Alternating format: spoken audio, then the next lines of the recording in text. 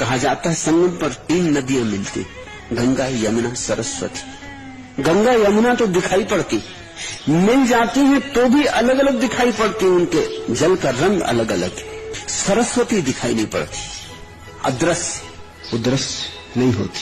सरस्वती देवी है ज्ञान की, चैतन्य की, ध्यान की। तीर्थ बनाया ही इसलिए है वहां, क्योंकि त्रिवेणी ही सारे जीवन का तीर्थ है। यहां 2 तो दिखाई पड़ते हैं, तीसरा छुपा छुपा है। दृष्टा, दृश्य दिखाई पड़ते हैं, दर्शन का अनुमान करना पड़ता है। दृश्य भी पकड़ में आ जाता है, दृष्टा भी पकड़ में आ जाता है। दर्शन को तुम अपनी मुट्ठी में न बांध पाओगे, वो अदृश्य सरस्वती है।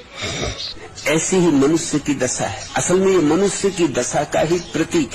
तुम्हारे भीतर शरीर और मन तो दिखाई पड़ते हैं, यद्यपि मिले जुले हैं, फिर भी उनकी धारा अलग अलग दिखाई पड़ती है, रंग अलग अलग है। चेतना दिखाई नहीं पड़ती, चेतना ही सरस्वती है।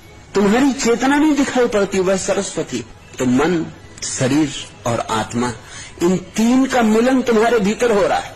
यही है प्रयागराज, तीर्थों का तीर्थ। कहीं और जाने की जरूरत नहीं है।